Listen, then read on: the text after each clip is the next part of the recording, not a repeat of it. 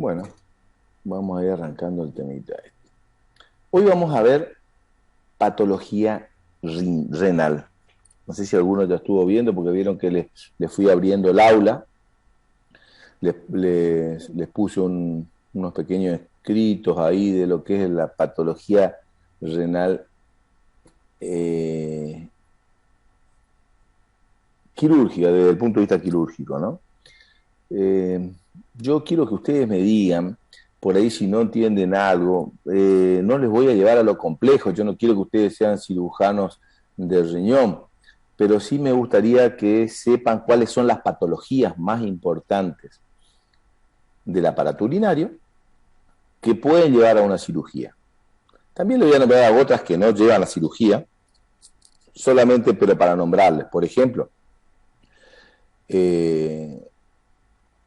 la pielonefritis o la glomerulonefritis son enfermedades del riñón que no necesariamente tienen que curarse con cirugía, pero que son de tratamiento médico y de difícil manejo a veces.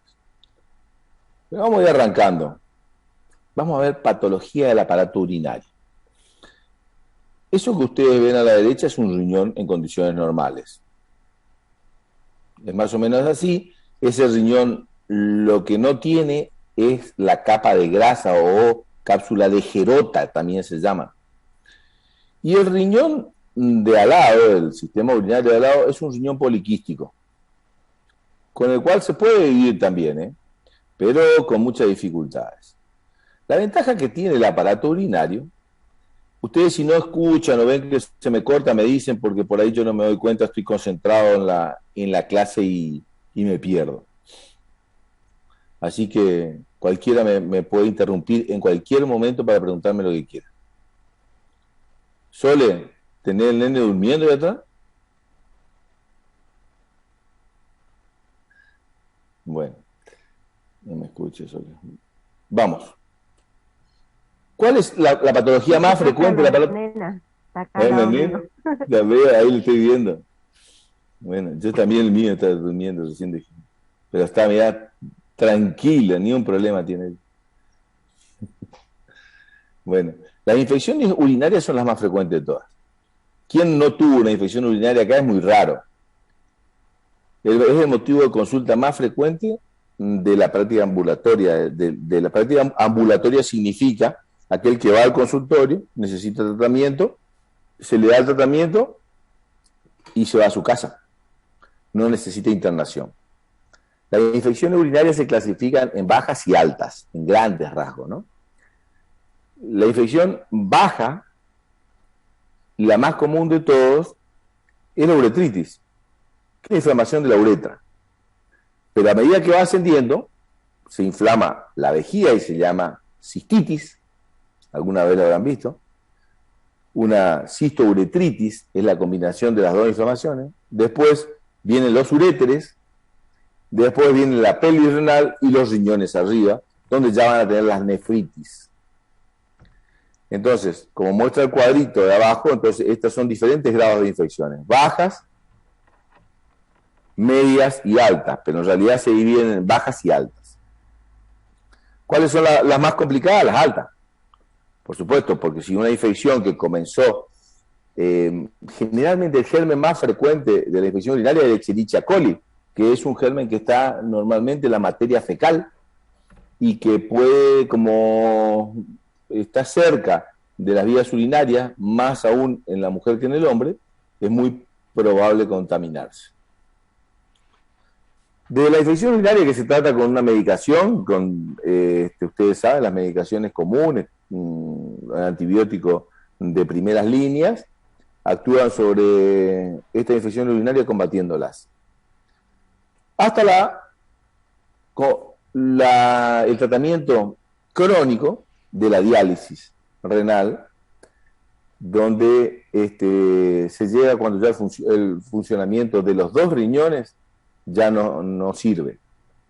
Cuando los dos riñones no están funcionando, se procede, o sea, hay una insuficiencia renal, se necesita diálisis, porque el riñón lo que hace es filtrar, purificar nuestra sangre. continuamente. Los 5 litros de sangre pasan por el riñón continuamente y se van filtrando. Cuando el riñón no trabaja necesitamos un riñón artificial. Ese procedimiento se llama diálisis renal. La diálisis puede ser de diferentes formas, pero es un mecanismo por el cual cada día y medio la persona debe ser sometida a este filtrado. La diálisis, entonces, es muy importante tenerla en cuenta como tratamiento en enfermedades ya de largo plazo, enfermedades que se establecieron hace mucho en el riñón, como son las enfermedades crónicas.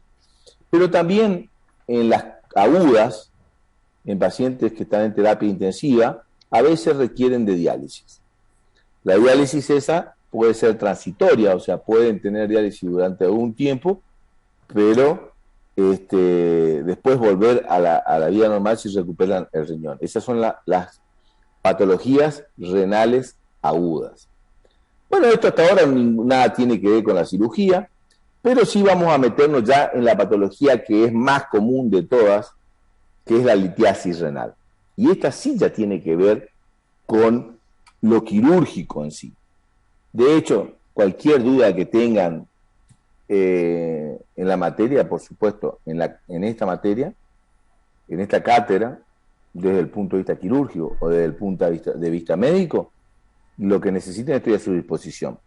Pero también para otras cosas que les pueda servir y ustedes consideren que yo sé, no tengo ningún problema. Y si no sé, buscamos la forma de solucionarlo. Eso siempre les digo. A veces me dan bolilla, a veces no. Bueno. La litiasis renal es la piedra en el riñón, la más común de todas.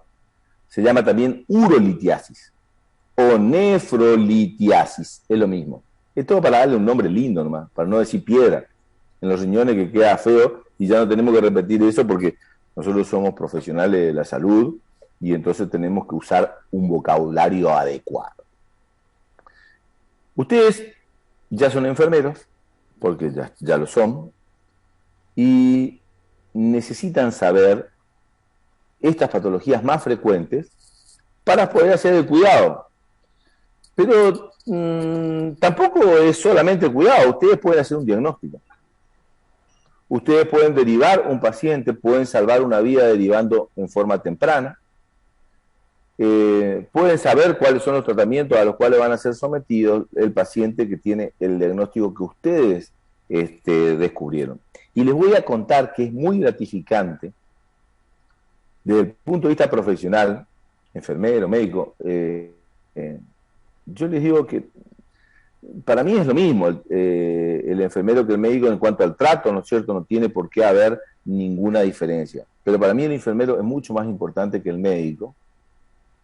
Y esto siempre lo digo, pero por ahí a veces no lo entienden, porque el enfermero está en el campo de batalla. El enfermero está en la lucha continua. Y el médico está medio viendo desde lejos el bosque. Y va dirigiendo desde lejos, pero nunca va a ver tan bien el árbol como el enfermero que está adentro del bosque. No sé si lo entienden. ¿Entienden lo que les quiero decir? Entonces, por eso para mí el enfermero es mucho más importante en el tratamiento del paciente que el médico. Yo ¿puedo prescindir de un médico? Sí, puedo prescindir de un médico. Por ahí en algunos casos específicos, por ahí no, pero puedo prescindir de un médico, pero no puedo trabajar sin enfermero. Que quede bien clarito esto. Yo enseño a enfermería porque necesito de buenos enfermeros. En mi labor diaria, en mi desempeño, para que me traten a mí el día de mañana y a mis hijos. No sé si entienden esto, pero creo que siempre lo digo, pero a veces no se entiende bien esto y parece que uno miente. Bueno, los cálculos o piedras en el interior del riñón, que puede estar ya sea en el mismo riñón, en los conductos, o sea, las pelvis renales, en los cálices renales, en los uréteres, en la vejiga, y el cuadro que desempeñan es de dolor, mucho dolor. Es tanto el dolor que se producen en estas litiasis que en muchos casos han producido hasta el suicidio, porque no tienen posición antálgica, duele con mucha intensidad y no pueden ser calmados fácilmente. Vamos a ir progresando. En nuestro país tiene una prevalencia del 4%, o sea que de 100 pacientes, 4 van a tener litiasis, muy frecuente entonces. Afecta por igual al hombre que a las mujeres, la litiasis no elige sexo. La edad normalmente es gente relativamente joven, de 20 a 50 años de edad, y aquellas que tienen riesgo de deshidratación son las más frecuentes, aquellas que no toman agua continuamente. Y es más frecuente en las regiones como las nuestras, donde hace mucho calor y sobre todo en época de verano, donde se deshidratan fácilmente y el riñón trabaja con orinas concentradas. Los tipos de cálculo más frecuentes son los de calcio. Pero el calcio puede ser oxalato de calcio en la gran mayoría, 60-70%, fosfato de calcio en un 10 o un 15%, ácido úrico, el ácido úrico que tiene la carne y algunas frutas, el fosfato amoníaco en el 5% y la cistina en el 3 al 5%. Esto para, acuérdense, calcio, oxalato y fosfato de calcio, es lo más frecuente. Fíjense, algunas de las patologías que acompañan a la litiasis renal son la hipercalciuria de todo tipo, hipercalciuria idiopática, con hipercalcemia, los daños tubulares, el hiperparatiroidismo, la gota primaria, o sea, la gota es la extremidad de la enfermedad del ácido úrico. Cuando el ácido úrico llega muy al extremo, ya produce una enfermedad que se llama gota. Las patologías de la sangre, por algunos fármacos se puede producir la litiasis única. Por el pH urinario bajo, fíjense, la vejiga normalmente tiene un pH ácido. Pero cuando es muy ácido el pH de la orina, entonces tiene más probabilidad de tener cálculo. La cistinuria es el agregado de un aminoácido que se llama cistina dentro de la orina. Estas son las causas más frecuentes de producción del litiasis. Entonces, el calcio en forma de oxalato, el ácido úrico, el sodio, el pH urinario bajo, o sea, ácido, y el bajo volumen de orina, la poca ingesta de agua, la deshidratación o la transpiración y pérdida de líquido. Bien, esto quiero que quede clarito. ¿Cómo entonces podemos evitar tener una litiasis? Tomando mucha agua. ¿Hay posibilidad de pasarnos? No se van a pasar de tomar agua. Por ahí algunos le pueden decir, sí, se lava la sangre, porque no jodan con eso. No, es preferible tomar agua. Entonces las orinas, cuando ustedes ven que van a orinar y la orina es muy amarilla, muy oscura, es porque están tomando poca agua. Esto afecta fundamentalmente a la gente más grande que va perdiendo la sensación de la sed. Entonces a veces no tenemos sed y cuando ya esa sed parece infranqueable y que uno necesita tomar mucha agua y parece que así no calma, es porque estamos en un cuadro de deshidratación. Acuérdense que la deshidratación produce una alteración del medio interno.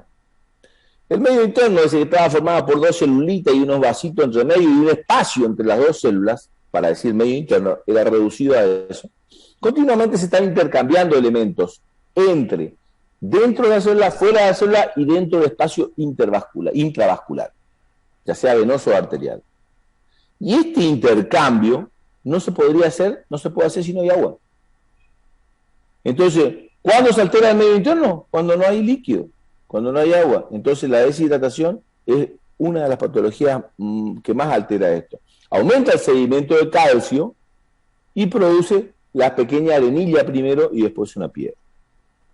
Entonces, tener siempre en cuenta el calcio, el ácido úrico, el sodio, el pH bajo y bajos volúmenes de orina. ¿Cómo uno se da cuenta que tiene una litiasis urinaria? Porque duele. Pero el dolor es muy característico. El dolor empieza en la espalda, en la región lumbar, donde están los riñones. Acuérdense que el riñón derecho está un poquito más abajo que el riñón izquierdo, porque el hígado lo empuja hacia abajo. Y el izquierdo un poquito más arriba. Los dos riñones están protegidos por las últimas costillas, las costillas flotantes, la 11 y la 12. Le protegen hasta la mitad, un poquito más del riñón. Entonces es muy fácil saber, porque están las costillas en la parte posterior y ahí atrás está el riñón. El dolor comienza ahí. Es un dolor bien característico, el dolor de la litiasis renal. Si alguno de ustedes tuvo, no se va a olvidar nunca. Pero si vio a alguien con ese dolor, tampoco se va a olvidar porque se revuelcan del dolor. Y si uno puede calmar ese dolor, a veces no calma con los analgésicos comunes. Y tiene una irradiación característica. El dolor lumbar que empieza en la espalda se dirige desde la región donde está el riñón, atrás en la región lumbar, hacia abajo y hacia afuera, primero. Y después, adelante, en la parte anterior del cuerpo, dándole vuelta al paciente, él se irradia hacia la parte inferior del abdomen y incluso hacia el escroto, al testículo del hombre o al labio mayor de la mujer. Entonces es muy característico que el paciente dice, el dolor empezó acá y después dio la vuelta y se fue hasta acá abajo. Entonces, eso es característico de este dolor lumbar. Si alguien viene y me dice, me duele atrás, pero parece que se me va hacia los genitales, es porque el dolor es probable que sea por una litiasis renal. Entonces tenemos que tratarlo. Tenemos el dolor, fíjense, solamente dolor. Pero claro, el dolor es algo que molesta. ¿Es un signo o es un síntoma? A ver, Ana. Un síntoma, profe. ¿Es un signo? ¿El dolor es un signo? Es un síntoma. No, profe, un síntoma. Por eso en ese momento quería hacer esa pregunta. Es fundamental acá. El dolor es un síntoma. Porque nosotros sentimos. El médico ni el enfermero va a poder sentir el dolor como el paciente lo siente. ¿Entienden?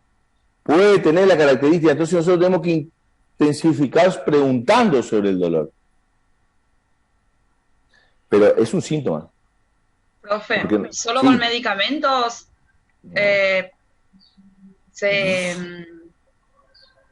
vuelve a la normalidad o tomando agua? La pregunta es muy buena. Pero te puedo describir ahora mientras seguimos avanzando en la clase para no perder el ritmo, pero sí, Bueno. es así. Necesita medicamento y agua, las dos cosas. En grandes intensidades.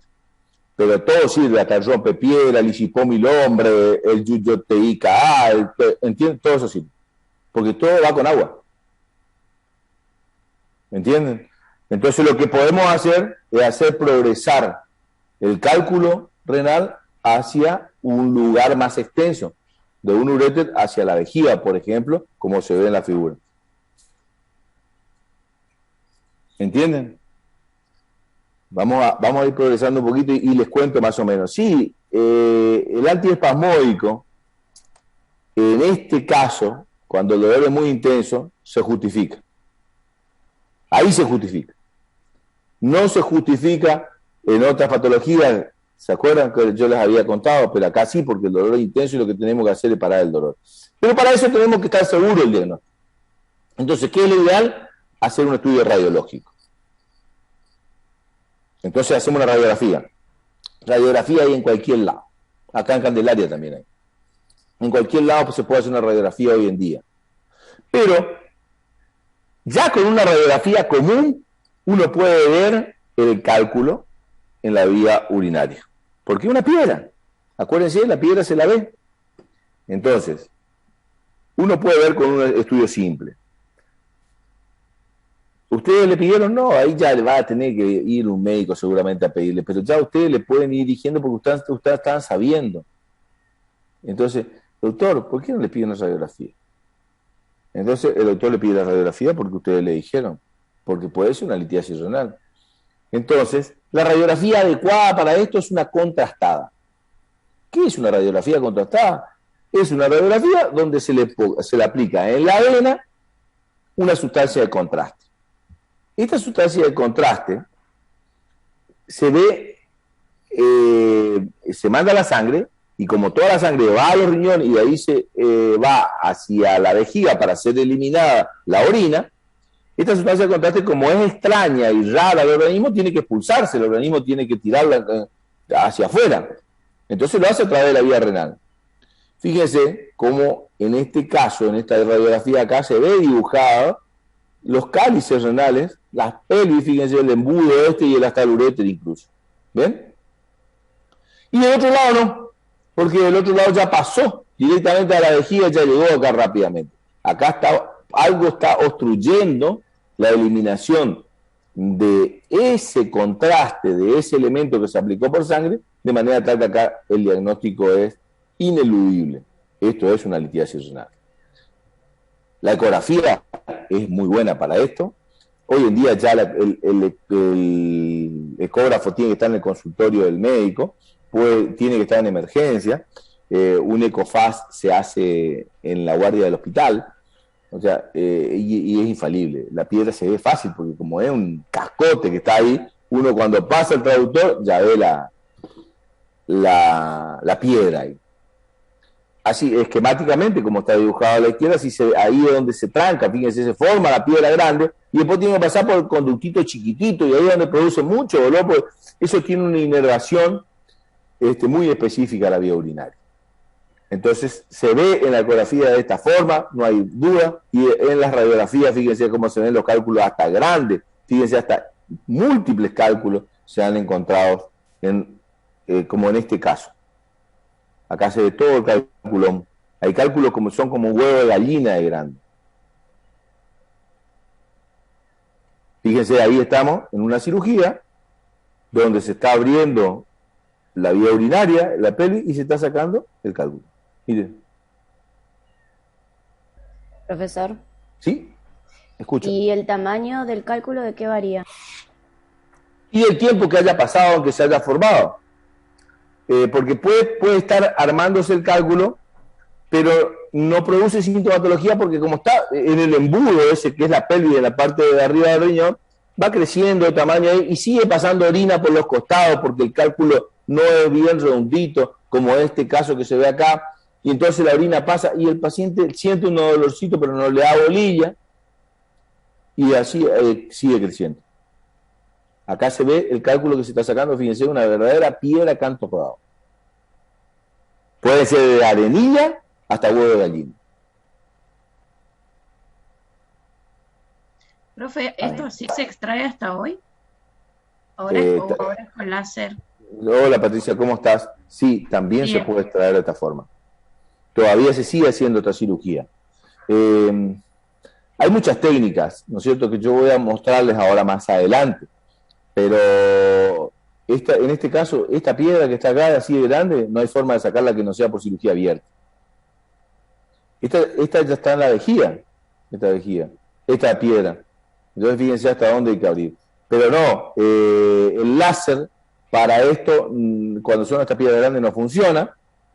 Pero la litotricia extracorpórea, que es como poner un aparato que produce una onda de choque, como un golpe ultrasonido en la espalda, y eso hace que se rompa el cálculo y pase como piedrita mucho más chiquitita a la vejiga.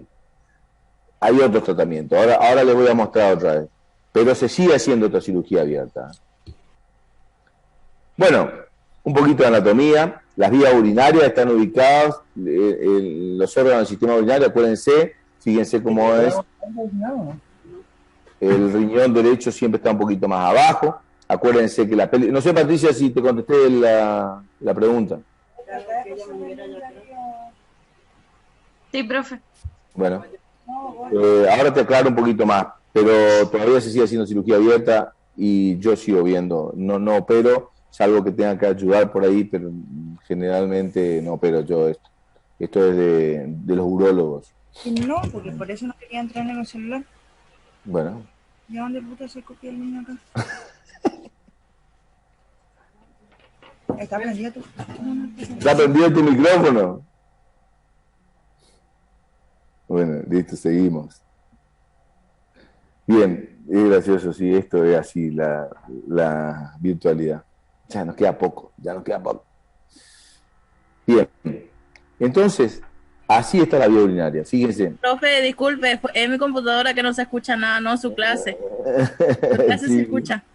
quédate tranquila. Dale nomás. Decime si no entendés algo, te repetimos. Bien, entonces esta es la vía urinaria. Estos son los riñones, el derecho está un poquito más abajo. Acuérdense que la vena que drena la sangre es la vena renal y la arteria que le lleva la sangre es la arteria renal. La vena renal es rama de la vena cava inferior y la arteria renal es rama de la aorta. ¿Sí? Y esto es importante, sí, son de verdaderos caños porque tiene que pasar toda la sangre por ahí. Bien, vamos a lo otro. Vamos ahora a la próstata. ¿Se acuerdan ustedes de lo que es la próstata o no? Es una glándula que está por debajo de la vejiga, que tienen los hombres nomás. Está rodeando la uretra, que es el cañito que elimina la orina de la vejiga. Y en los hombres grandes esto crece.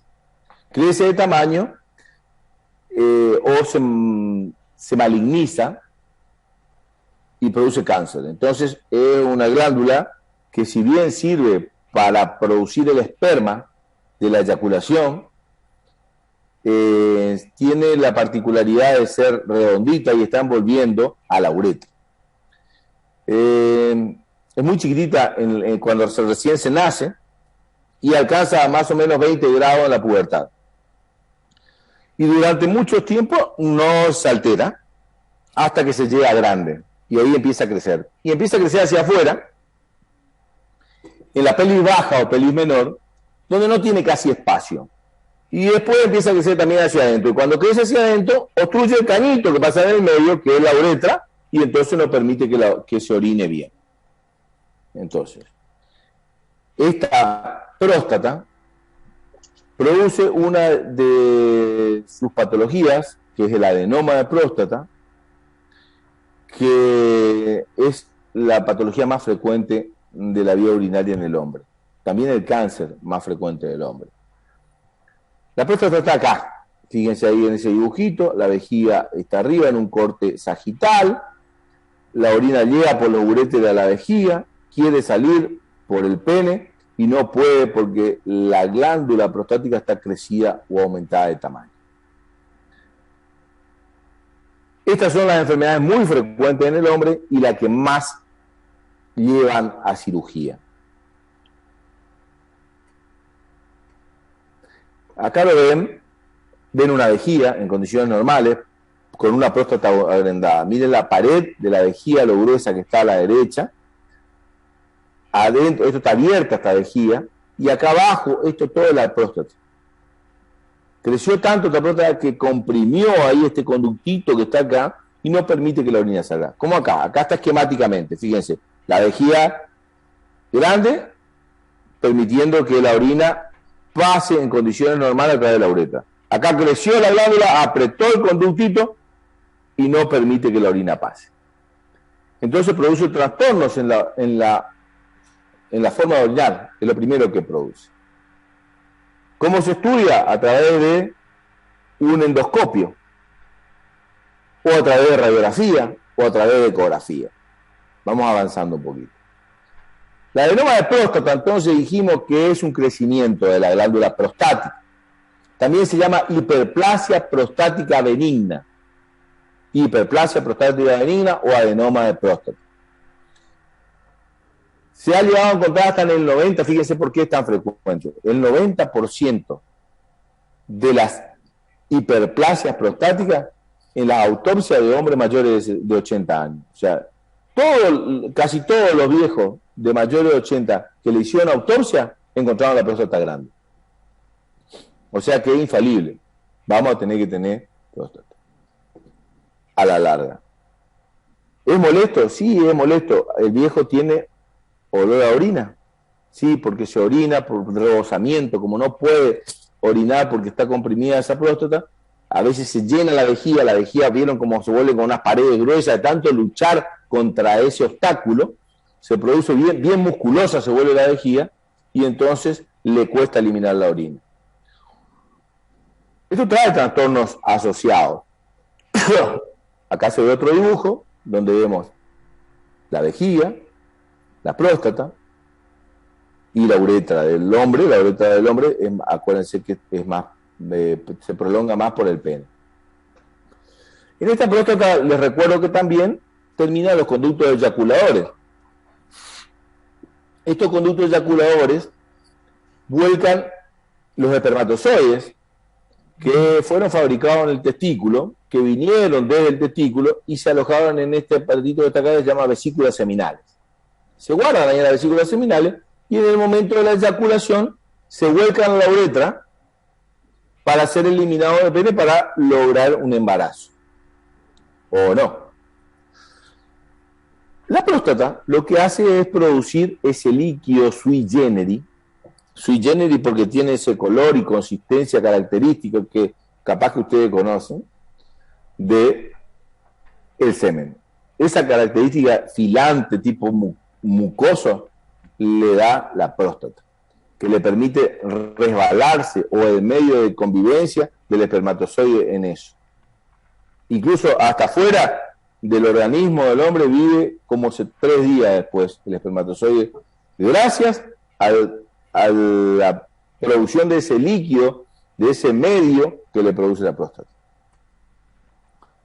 Bien, la próstata produce trastorno del riñón y de la vía urinaria, o sea, uropatías. La más común de todas es la obstructiva. Obstruye la vía urinaria, lo que dijimos. Hay una obstrucción del flujo urinario, no se puede orinar. Genera elevación de la presión y almacenamiento de la vejiga, o sea, la vejiga también se engrosa, es lo que dijimos. Produce un aumento que produce la contracción brusca de los músculos de la vejiga, pero también de los músculos abdominales por hacer fuerza para tratar de vencer ese obstáculo. Causa retención urinaria, o sea, la orina no se puede eliminar, por lo tanto se junta de efecto la orina.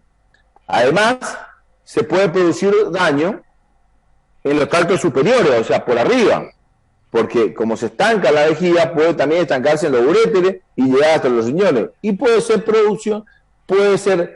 productor de infecciones, en primer lugar, y también de piedras o litiasis por estancamiento.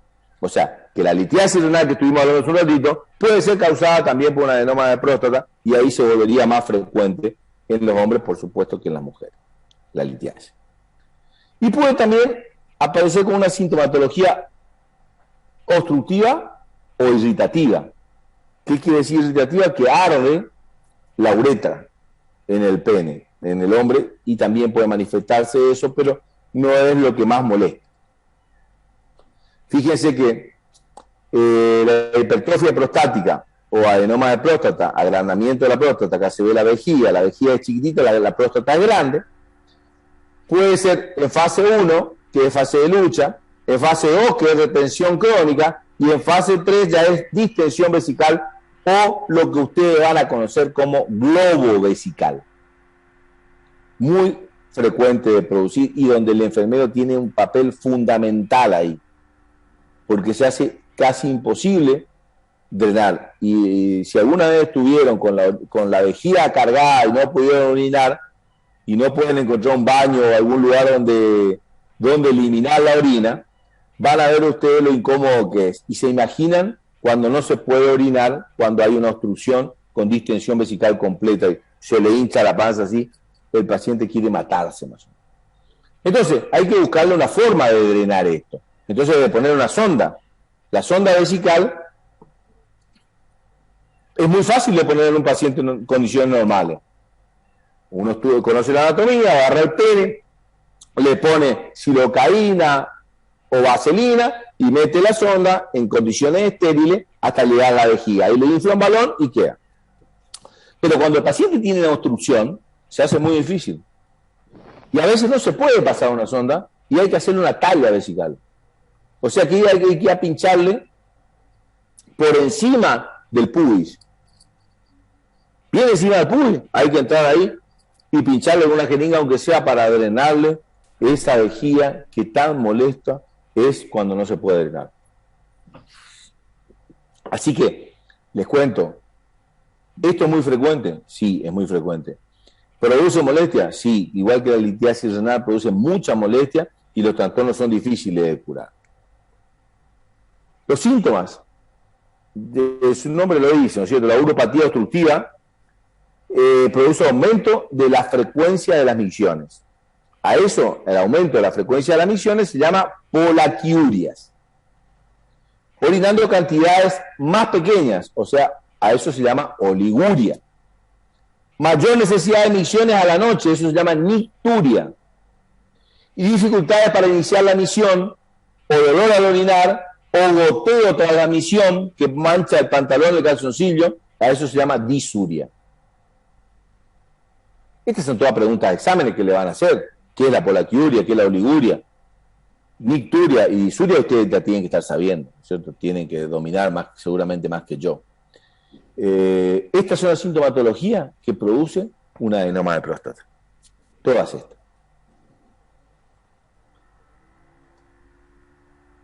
El paciente en general consulta al médico porque tiene molestias. Porque ya empieza con, voy al baño y no me sale el chorro. O voy a orinar, me sale el chorro y sale un poquitito nomás. O me arde cuando orino y tengo que hacer fuerza, apretar la panza para que orine. Eso dice el paciente, así se presenta. Entonces ahí ustedes ya están encarrilando para el diagnóstico. Esto tiene próstata. Anda a ver al urólogo para que te opere. A veces el paciente, y todavía sigue pasando en nuestra sociedad, tiene pudor por mostrar sus partes o por contar esto, porque es un signo de vejez, el adenoma de próstata. Pasa en el viejo. Entonces el viejo no quiere contar. Entonces deja pasar el tiempo, sigue esforzándose, la vejiga crece hasta que se obstruye. En algunos casos, el diagnóstico puede hacerse ya cuando hay un globo vesical, cuando era el grado 3, ese que le mostré en el dibujito anterior. Entonces, porque este paciente ya venía sintiendo sintomatología, pero no consultó, porque si al principio se trata con medicamentos, pero después ya no hay caso y hay que operar nomás. Entonces, el diagnóstico, por lo general, es tardío. Entonces, hay que hacer un esfuerzo para poder diagnosticar. ¿Cómo hace? Es muy fácil. Aunque nadie se deja. Porque la forma de hacer el diagnóstico es con el tacto rectal. Entonces, cuando usted viene, un hombre al consultorio y le dice, bájese los pantalones que le voy a meter el dedo en la cola, generalmente no se quieren dejar. Y normalmente llegan sabiendo ya que le van a preguntar eso, entonces no quieren ir al médico. Pero no es lo único el tacto rectal. También es el más fácil del acceso. ¿Por qué? Porque al meterle el dedo en el ano y progresar el dedo en el ano, en la cara anterior del dedo, en el pulpejo del dedo, uno va a sentir la próstata que en condiciones normales no tiene por qué sentir. Y esta próstata al crecer, como crece también para afuera, entonces empuja al recto hacia atrás. Entonces queda poco espacio en el orificio distal del recto, en la luz del recto. Incluso a veces puede producir constipación en crecimiento muy avanzado. Pero también la ecografía prostática sirve. La ecografía es una ecografía común que se ve desde la panza.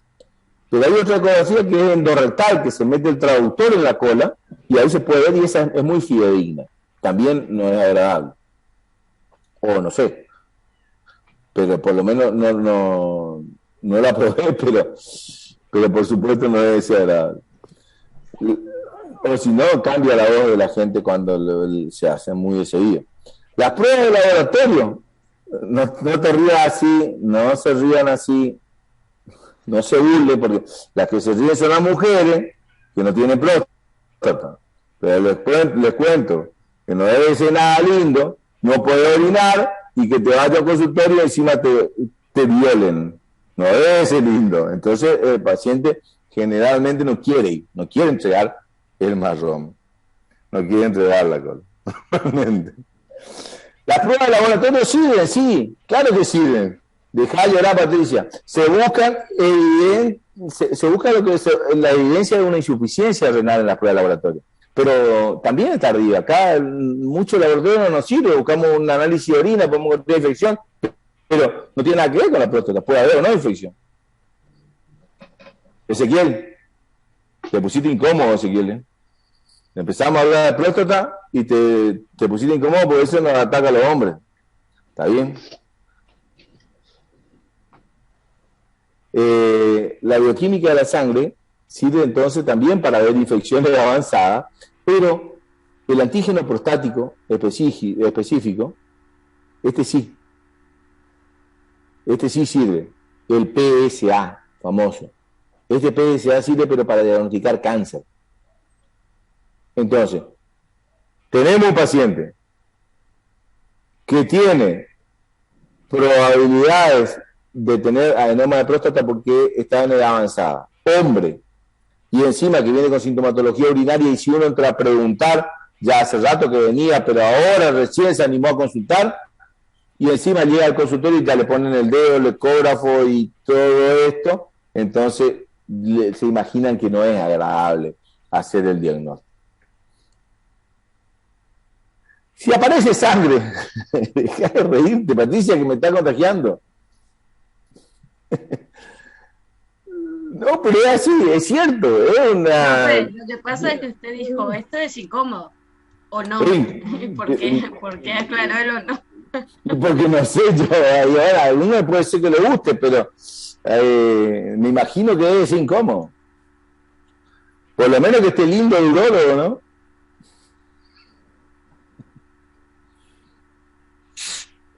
Si por ahí en la orina aparece sangre, que puede verse como sangre directamente, o por ahí por el microscopio, en la orina también se ve en el análisis, no es que sea un adenoma. Y ahí hay que descartar otras cosas, como puede ser la piedra, la litiasis renal, o los tumores renales, como el cáncer, por ejemplo.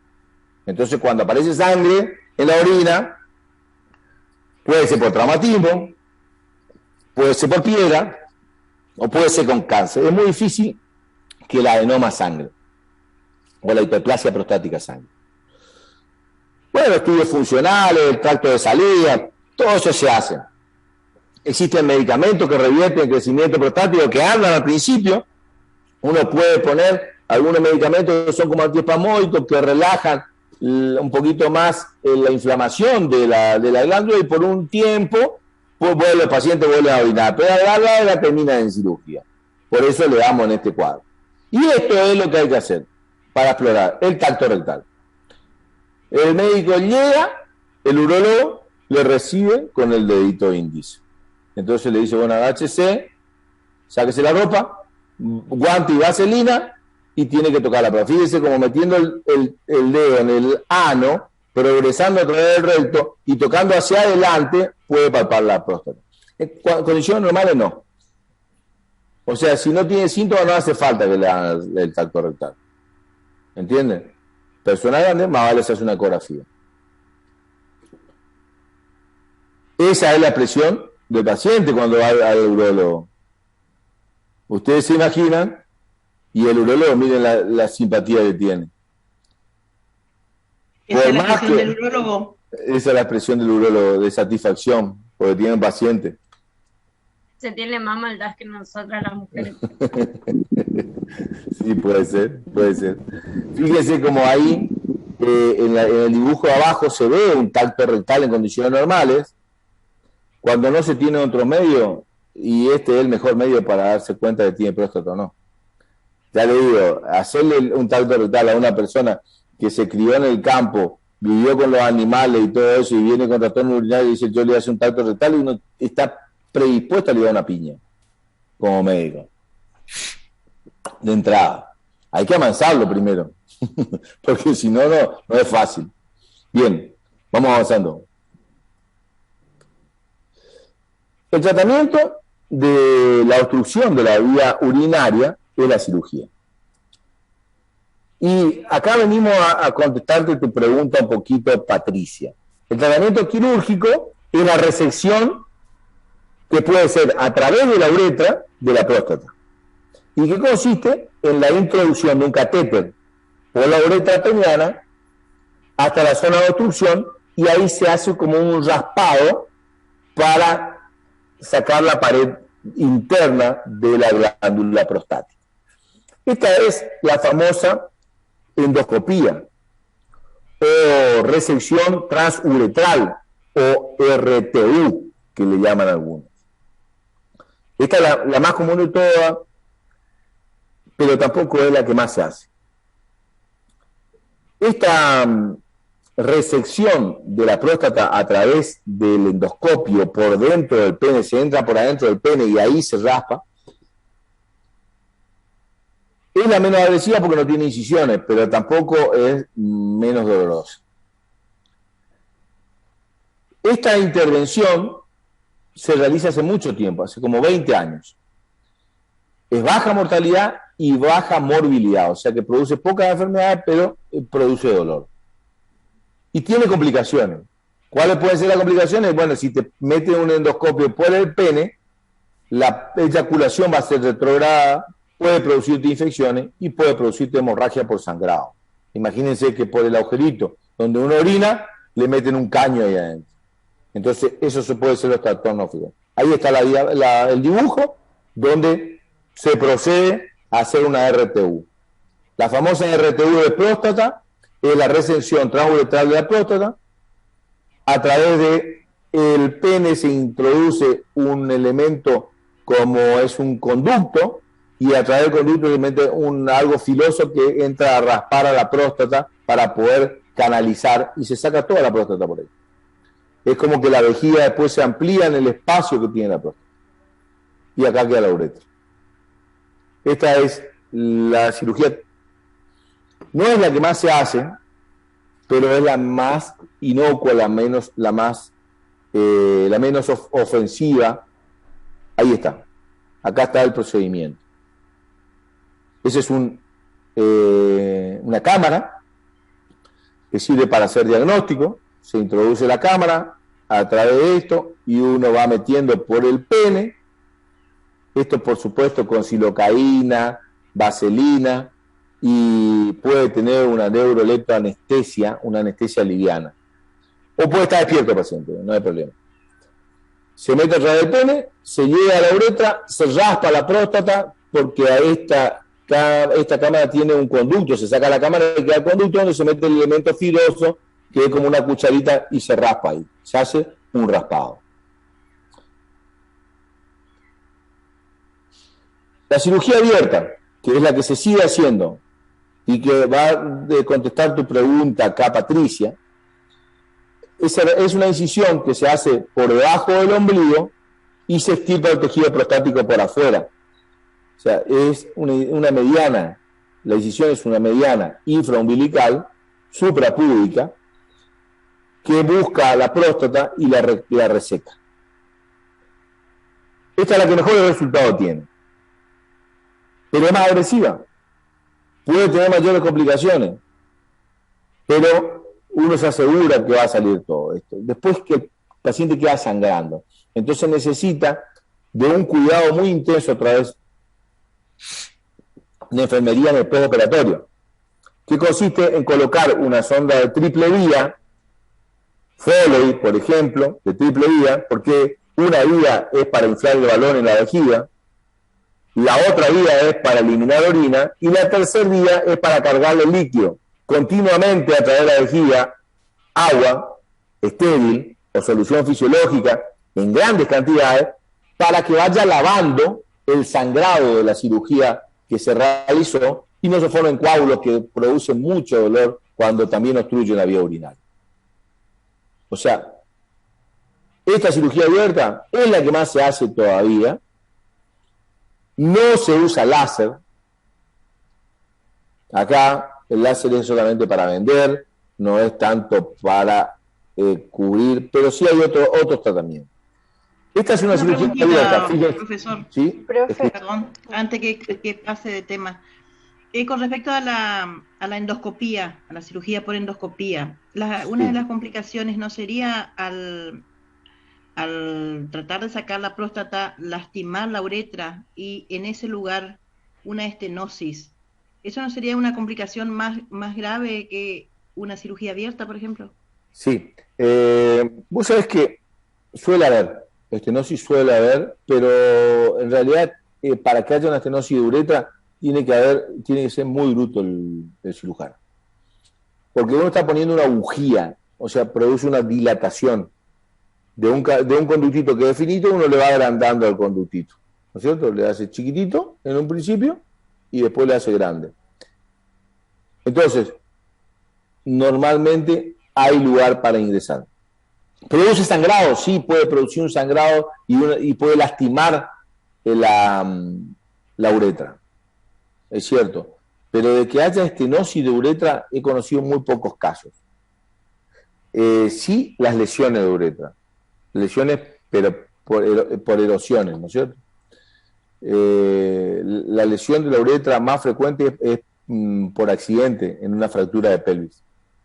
Esa es más frecuente. ¿Y saben por qué se produce? Por iatrogenia. Generalmente un paciente con una fractura de pelvis por un accidente lo movemos. Y al moverlo el pubis hace como si fuese una guillotina y corta la uretra. Es quirúrgico.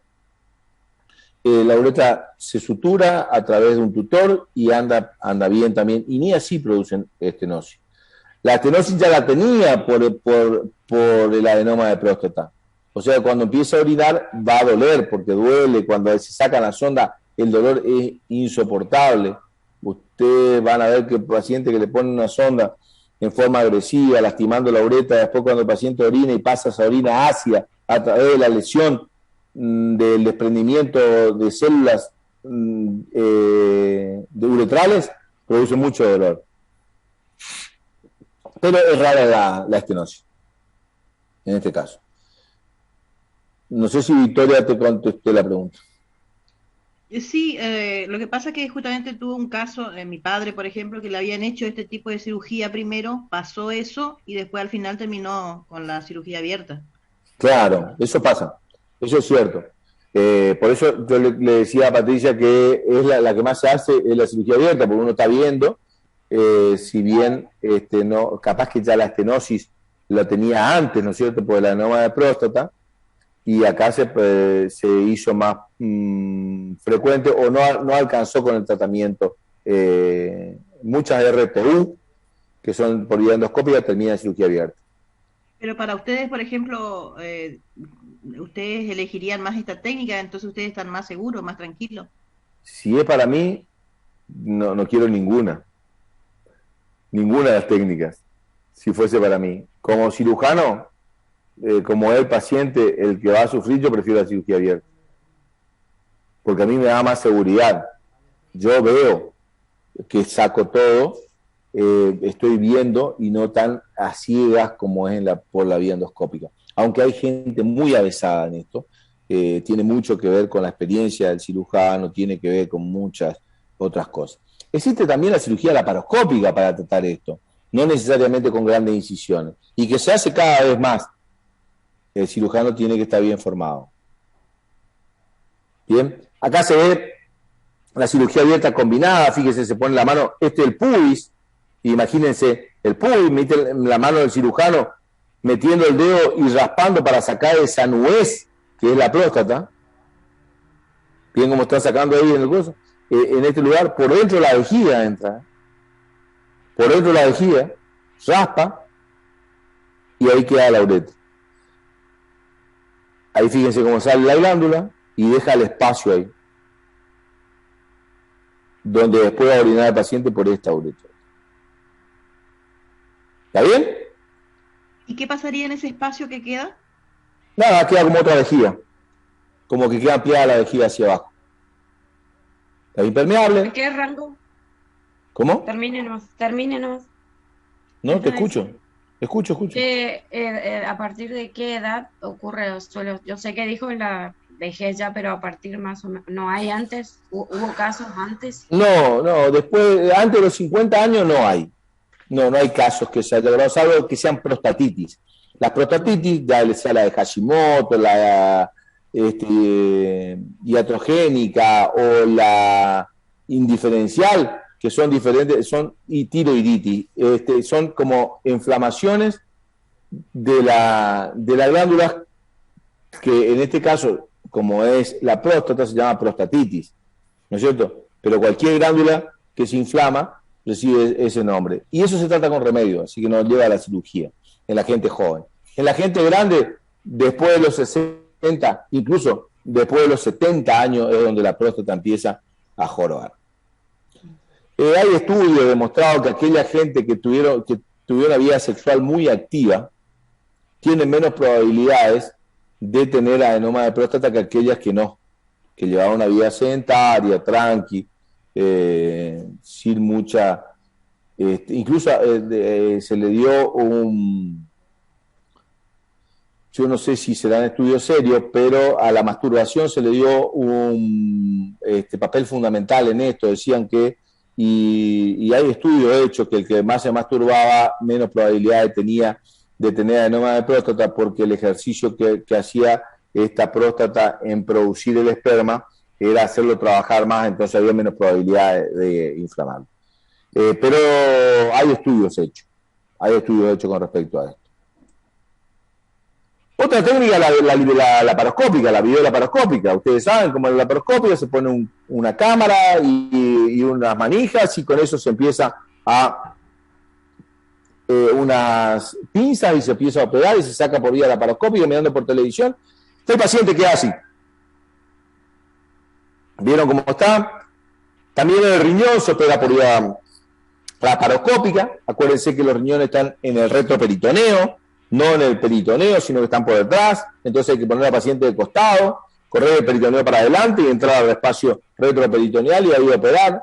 Hay gente que está muy bien preparada para esto. ¿Cómo queda el paciente? Así. En vez de quedar con una incisión grande, ya tenía, fíjense que tiene la incisión, este paciente, pero lo mismo se operó por vía laparoscópica.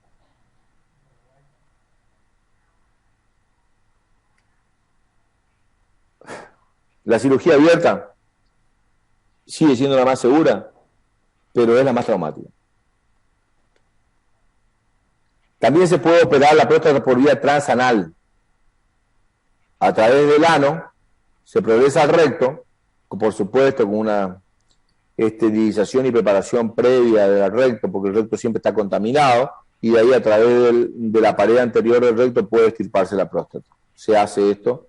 No tengo ningún tipo de experiencia, pero sé que se hace. Ahí está una próstata aumentada de tamaño. Fíjense, eso que está ahí es un bisturí, y fíjense el gran tamaño que llega a tener la glándula prostática. Hay otras técnicas, como la IFU, que usa rayos de ultrasonido para tratar. Esto es más nuevo. El cirujano puede necrosar el tejido. Estos rayos de ultrasonido producen una necrosis del tejido prostático sin intervención dañina de los tejidos circundantes, porque la próstata es una glándula como la tiroides, como la pituitaria, como la parótida. Entonces, como son glándulas, entonces como tejido más blando, como la molleja, se imaginan una consistencia de ese tipo.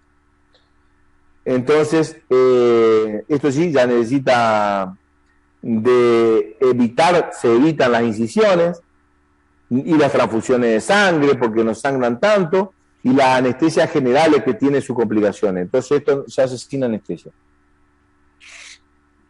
La IFU se está haciendo y mejora bastante el tratamiento, pero todavía acá nosotros no tenemos experiencia. En el cáncer de próstata es el cáncer más frecuente del hombre, como el de la mama en la mujer. Su incidencia aumenta a medida que aumenta la edad. Y cuanto más joven aparece, más maligno es. A diferencia del adenoma, el cáncer del carcinoma de próstata crece desde la periferia, desde afuera, y lo hace hacia adentro, al revés de lo que hace la próstata. Entonces el diagnóstico se hace más tardío. porque no produce sintomatología enseguida. Entonces, la detección se puede hacer a través del tacto rectal, es fundamental. Y acá le puedo decir que es mucho mejor que le metan el dedo en la cola que morirse de un cáncer de próstata. Entonces ahí ya es donde uno empieza a balancear y empieza a dejar de lado el pudor para llegar a un diagnóstico, para que pueda tener un diagnóstico precoz. Un diagnóstico pronto para que de esa forma el paciente pueda tratarse en tiempo y forma. Para el cáncer de próstata es recomendable una evaluación urológica a los pacientes mayores de 45 años que tenga que hacer. Incluye tanto rectal y determinación del PSA, el antígeno prostático.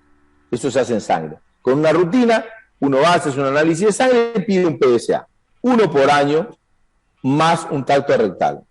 Hoy en día el tacto rectal se está reemplazando también por la ecografía prostática. El tratamiento de elección para los cánceres prostáticos confinados a la glándula del paciente mayores de 70 años es la prostatectomía radical por vía suprapúbica. Acá hay cirugía abierta. Para el cáncer es la cirugía abierta, Patricia. Se abre por debajo del ombligo, se va y se saca toda la próstata. Y aparte, cuando se dice radical, también se va a sacar los ganglios, las adenopatías que están cerca de ahí. Las complicaciones de esta cirugía de la prostatectomía radical es la impotencia. En un paciente de 70 años tiene impotencia eréctil, pero ya venía más o menos acostumbrado a los 70 años en que no respondía casi. Entonces, por ahí es que no es tan grave la impotencia eréctil en un paciente de 70 años en comparación con un paciente joven. Depende de la edad, el estado del paciente y la extensión del tumor resecado es que produce esa impotencia. O sea, ahora usted habla con una persona de 70 años que dice que tiene impotencia eréctil, no es para él nada gracioso. Por lo menos de vez en cuando quiere que se siente, aunque sea, o que se arrodille, pero no que se ponga eréctil, ¿no? La incontinencia urinaria es otra de las complicaciones. El paciente se queda orinando después de la cirugía tan intensa como la cirugía la radical, la prostatectomía radical. Ese 5% es un valor que está mucho más en crecimiento actualmente. Bueno, hay otros tratamientos, como las hormonas, la radioterapia, pero yo no le voy a decir acá porque el fin es volver a orinar. Eso es lo que tenemos que hacer con el hombre. Seguramente para la mujer es medio aburrida esta clase, y para el hombre es como que le da un poquito de miedo, ¿no es cierto? Un poquito de quickie que nos agarre. Pero es la verdad. Es la cirugía más frecuente del hombre, sin duda, y la idea es conseguir un buen chorro. Mientras tiene un buen chorro uno y puede jugar campeonato de quién orina más lejos, estamos bien. Cuando el chorro empieza a moncharnos el zapato, ahí ya hay que empezar a preocuparse. Ahí ya hay que ir a consultar y no esperar que duela para orinar o que no se pueda orinar. Y ya para terminar... perdón. Sí, escucho.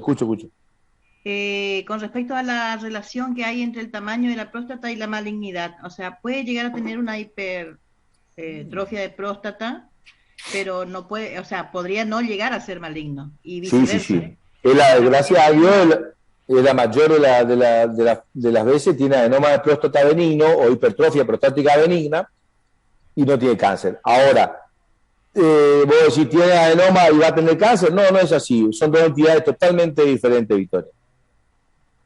El cáncer es por un desorden celular, tiene otro origen a la adenoma de próstata.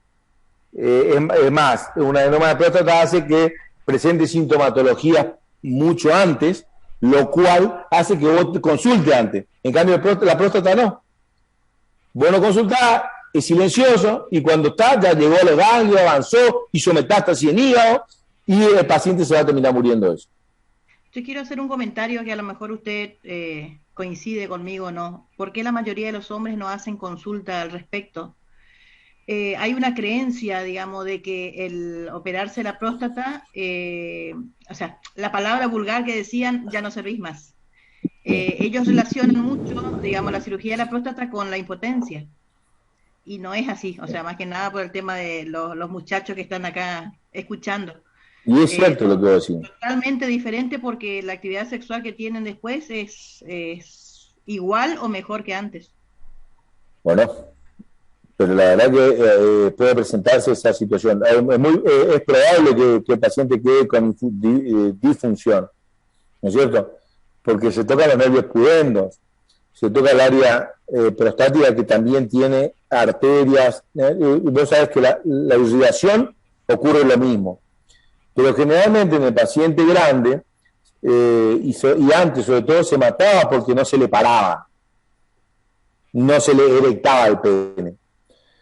Con el invento del Viagra y sus derivados, el Tadalafilo, por ejemplo, que es una droga que se inventó para la adenoma de próstata y que produce erección del pene, se utiliza para tener mayor vigor. Entonces, es decir, que un hombre, porque no sufre, no tiene erecciones normales, no sirve para nada, está llevado muy chiquitito, ¿no? Porque si todos tenemos que manejarlo por esa vía y decir que no servimos para nada solamente porque no tenemos una erección, es muy triste. El hombre sirve, como la mujer también puede servir para muchas cosas, y ustedes saben que las relaciones sexuales no pasan solamente por tener un pito duro, sino que también pasan por muchas cosas similares y que uno la puede llevar adelante. Por eso es un tema muy delicado. Por supuesto que el hombre tiene miedo de perder la hombría, pero pues se puede ser hombre aunque el compañero no le responda. Claro, por eso le decía, eso eran creencias, digamos, antiguas que se fueron transmitiendo, y hasta hoy día escucho hombres jóvenes que no se quieren operar por ese tema. No, yo tampoco me quiero operar. Es Y una no de soy las tan antiguo. complicaciones. O sea, Claro. una de las dos complicaciones es esto, disfunción eréctil y incontinencia urinaria. No es tanto que no es un comentario nomás. O sea, Es muy frecuente la complicación. Pero Y el no es tan porcentaje no antiguo. es tan grande, profesor, ¿o sí? Y mirá, los valores que yo te doy acá, 50%. sí, es mucho, es mucho. Es Creo que no hay mucho. forma de no tocar los nervios que producen la función eréctil. O sea, no hay un... ¿Sabes lo Porque que si esto pasa? pasa en personas jóvenes, esto, aparte de toda la importancia de lo que dicen, te lleva ya a un problema, o sea, la salud mental a otro nivel de problema. Te sanaste de uno y te entras a lo psicológico que te querés morir igual, suicidio y muchas... O sea, es un tema muy importante en la vida misma del ser humano. Sí, es un tema muy delicado, filosófico, si queremos, para hablarlo. Generalmente no le afecta a la gente joven el adenoma de próstata, pero sí hay gente joven que tiene impotencia, que hay muchas medicaciones para hacerlo e incluso así sigue con problemas psicológicos o traumas, por lo cual no les cuesta tener relaciones o erecciones, o tienen erecciones con dolor, lo cual hace que tampoco le responda. Pero yo creo que la integridad de la persona va mucho más allá del sexo simplemente, ¿no es cierto? Si bien el sexo es fundamental para procrear, nosotros usamos con un machismo burdo o muy relativo que decimos, soy macho porque puedo penetrar. ¿Me entienden? O sea, hay muchas formas de poder discutir este tema que se nos va de la mano de profesores, alumnos y sobre todo en un nivel docente y sobre todo en la cátedra de quirúrgica. No sé si me entienden. Pero sí es cierto, todo lo que ustedes dicen es así. Y Victoria, ¿son frecuentes las complicaciones? Claro que lo son. Y es más, al paciente hay que avisarle. Ese es el problema. El paciente hay que avisarle, no es que hay que sacarle el miedo. Hay que decir, te tenés que operar y poder quedar sin que se te pare más, o incluso poder quedar con una infección urinaria crónica, o poder quedar con orinándote para toda tu vida y usando pañal. ¿Entendés? O sea, uno tiene que plantearle porque puede existir la posibilidad y si uno no le avisó al paciente, no lo escribió, en el consentimiento informado no firmó el paciente, usted está haciendo una mala praxis. Así de simple. Hay que decirle, mirá, flaco, te tenés que operar porque no te queda otra. Pero que no se te puede parar, es cierto, que te podés quedar orinando de por vida, es cierto, y que podés quedar, y vamos a tratar de que no. Vamos a hacer todo lo posible para que no, pero puede pasar. Si a pesar de todo eso el paciente quiere operarse, ya es su culpa, no es nuestro. Mentira. Otra entidad es la vejiga neurogénica. Pero a esto no nos vamos a referir ahora. Comenzamos, ahora hablamos de litiasis renal, hablamos de adenoma de próstata y hablamos de cáncer de próstata. 3 entidades. Quirúrgicas por excelencia las 3. Todas las preguntas que quieran hacer y si no tienen libertad para terminamos una clase exitosa, y esto es muy importante, tener éxito en forma virtual me hace cada vez más feliz. Profesor, los valores del PSA, ¿podría pasarnos, por favor? Muy fácil, los valores del PSA están en la cartilla. Pues depende de los valores que se use, se puede usar en milímetros o en decímetros y puede variar. Mira, en un cáncer de próstata los valores pasan a ser muy altos, entonces la diferencia es mucha. Entonces ya te digo, depende del antídoto, del reactivo que se use, depende del laboratorio donde se haga, depende de la técnica que se use. Por eso no te puedo dar un valor firme, porque vos cuando es muy fácil, vos tenés, te vienen los análisis y te pasa el valor de referencia al lado. Normalmente te dicen menor a 5. Pero yo si te digo que esto, por ahí te estoy mintiendo porque usan otros reactivos, otra técnica, y pasa a ser, en vez de 5, 5.000. ¿Me entendés? Claro, ese conocía yo, digamos, quería saber, digamos, cuánto era el límite. Claro, pero varía en esas cosas. Entonces, primero hay que leer la técnica y generalmente vienen los valores de referencia al lado. Profe, una pregunta. ¿Y qué pasa con aquellos pacientes que nunca se operan de la próstata, por ejemplo? Aquellos adultos que nunca van al médico y no se tratan. Y puede ser porque haya tenido una vida sexual activa durante todo el tiempo y nunca le molestó la próstata. Viste que yo te dije de entrada, Aldana, que había un 90% de autopsias hechas en pacientes muertos mayores de 80 años que tenían la próstata aumentada de tamaño. Pero a veces no tan aumentada. Yo conozco mucha gente que se muere sin operarse de la próstata. ¿Entendés? Sí, sí. O sea que no pasa nada. Si no te presentas síntomas, ni te vas a operar. Profe, si no se quiere operar y le estás informando todo lo que usted informó, tenés que operarte sí o sí, puede explotar la vejiga. Sí, eso es muy raro que la vejiga explote, porque la vejiga es como una pelota de fútbol, ¿no es cierto? Es así, como una pelota de fútbol. Cuando se es joven, la pelota es de goma, ¿viste? Como es blandita la pelota de goma. Después, cuando uno va llegando a la adultez, la pelota se vuelve de plástico, durita, ¿no es cierto? Dura. Cuando uno va llegando, pasando la adultez y llegando a la vejestud, que no está mal dicha la palabra, ya la pelota se vuelve de cuero. Y cuando uno tiene una adenoma de próstata, esa pelota que es la vejiga se vuelve ya de un cuero reforzado o grueso, como imposible de romperse. Entonces es muy difícil que se rompa, pero sí de formarse globos vesicales. Entonces, la pregunta tuya viene muy bien en este momento porque decir, bueno, ¿qué pasa cuando el paciente no quiere operarse? Puede pasar que el paciente no quiera operarse o puede pasar que el paciente no pueda operarse. Porque hay muchos pacientes tenemos que tienen adenoma de próstata, pero aparte son diabéticos, hipertensos, cardiópata y tuvo 3 infartos, entonces el paciente no puede operarse, pues se va a morir en la cirugía. Entonces, ¿qué hacemos con ese paciente? Le ponemos sonda permanente. ¿Entienden? Agarramos la sonda y tiene sonda para toda su vida, que se va cambiando una vez por semana, sonda vesical permanente.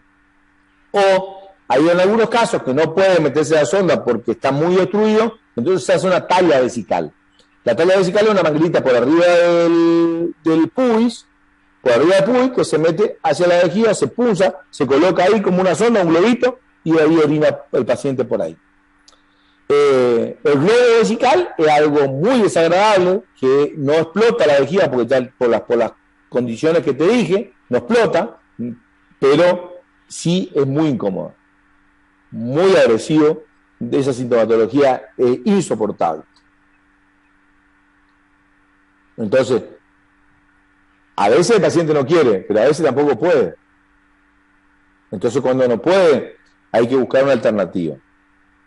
Yo tengo pacientes en el geriátrico que tienen sonda vesical permanente y hay que cambiarle todas las semanas, porque la sonda, si no, produce infecciones.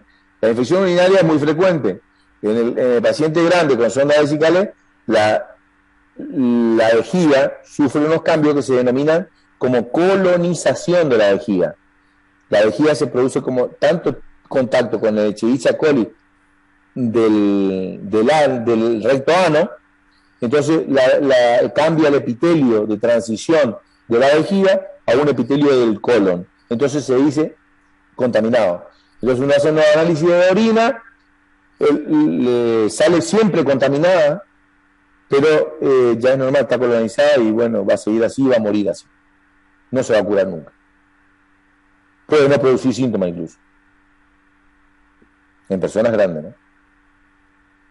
También pasa en las mujeres. Profe, en el caso de que la función eréctil siga intacta, digamos, después de la extracción de la próstata, ¿qué pasa en el caso del líquido seminal? Porque la próstata brinda como una lubricación, no me acuerdo la palabra que usted dijo, una viscosidad. Y muy bien. ¿qué sería? ¿Cómo queda ahí sin eso? Bueno, entiendo tu preocupación, pero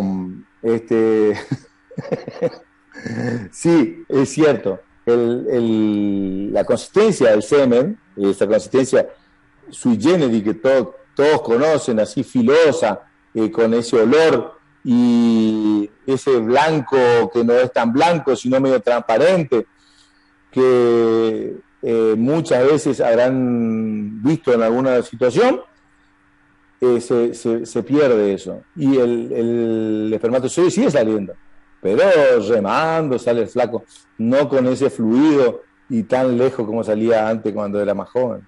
Ahora sale en gotita y deslizándose, como trepando a través del pene, ¿no? Y a veces ya el espermatozoide ya llega medio rengo, muerto, de arriba de cansado, como fluían libremente con el esperma. Porque en contacto con la orina, si el espermatozoide se contacta con la orina, como la orina es ácida, muere. Entonces no soporta.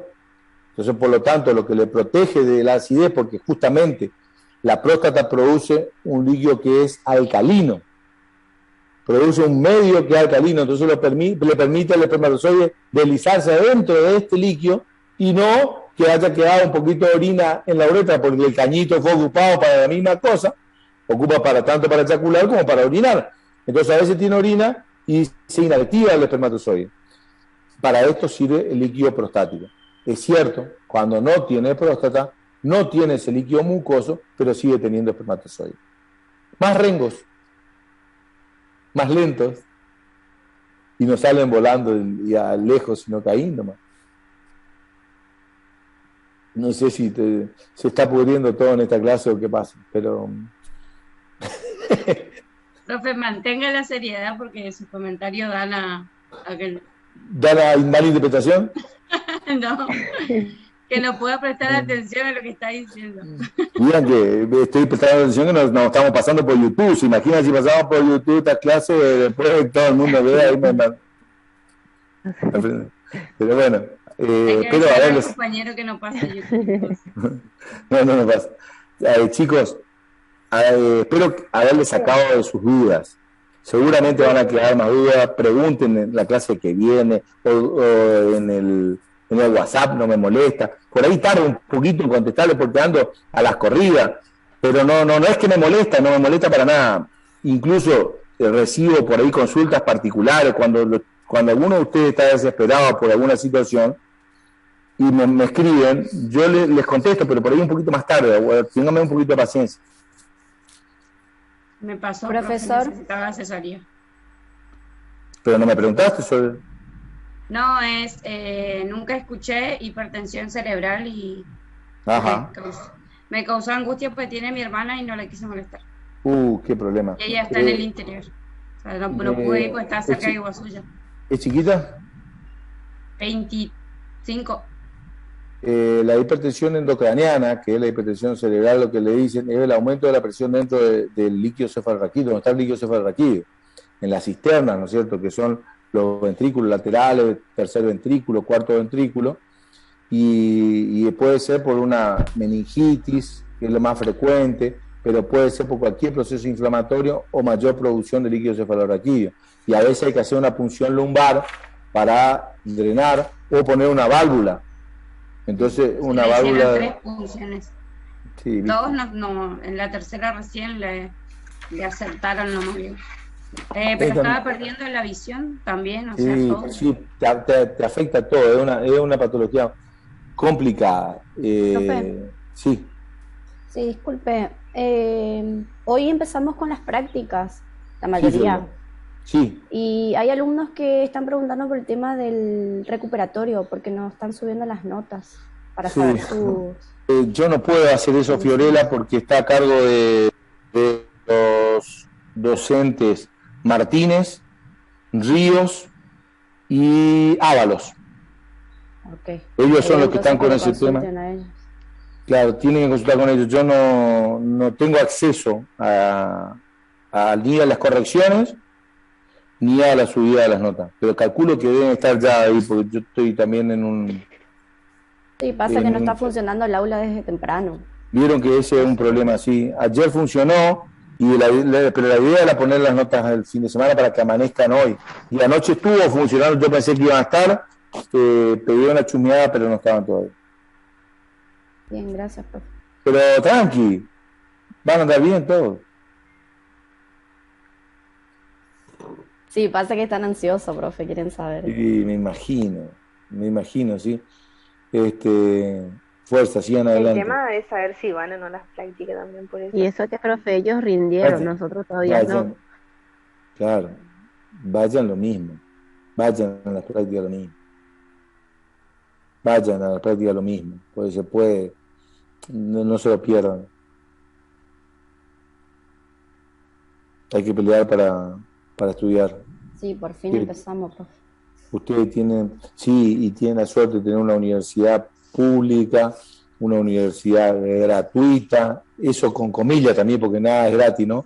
Pero tienen una linda universidad. Esta escuela de enfermería, yo hace 28 años que estoy acá adentro y veo la diferencia que hay con otras universidades donde también soy docente, incluso algunas universidades pagadas y caras no tienen la calidad que tiene esta escuela de enfermería.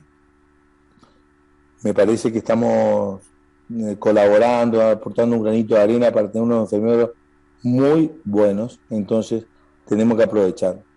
Tienen una sala de simulación que está buena, tienen acceso al hospital que está muy bueno y pronto ya van a ser, ya les queda muy poquito, nada, para ser enfermeros profesionales y alguno de ustedes va a seguir la licenciatura, pero ya trabajando, ganándose el pan de cada día, cosa de que no es fácil en estos días en nuestro país, ¿no? Entonces tener ya un trabajo pago, ganarse el pan de cada día con el sudor de la frente y haciendo lo que a uno le gusta, no tiene precio. Profe, una pregunta. Sí. ¿El PowerPoint que usted pasó está en el aula? Sí, ya está abierto y todo. Ah, bueno, profe, gracias. Está abierto, sí, y tiene también, hay hay un pequeño escrito ahí que les dejé sobre recirculación y readaptación de la vejiga, cómo se puede unir, porque los uréteres pueden hacerse cortocircuito, ¿no es cierto? Puede unirse un uréter con otro si está obstruido, puede incluso vivirse sin un riñón y sin un uréter, lo más bien puede producir, o puede incluso hacerse un bypass a la vejiga. O sea, también puede la vía urinaria, cuando la obstrucción es baja, puede derivarse hacia afuera, se puede llevar los uréteres por unos cañitos hacia la piel, uno puede orinar por la piel. Pero le dejé esto nomás porque no es tan frecuente, entonces por ahí lo que quería hablar era de estas tres cosas: litiasis, adenoma de próstata y cáncer, que sí es frecuente desde el punto de vista quirúrgico. Así que les deseo un muy buen inicio de semana, que tengan un feliz día, y bueno, esta semana va a ser lluviosa, así que métanle para adelante. Igualmente, profe. Gracias, profe. Adiós, adiós, adiós.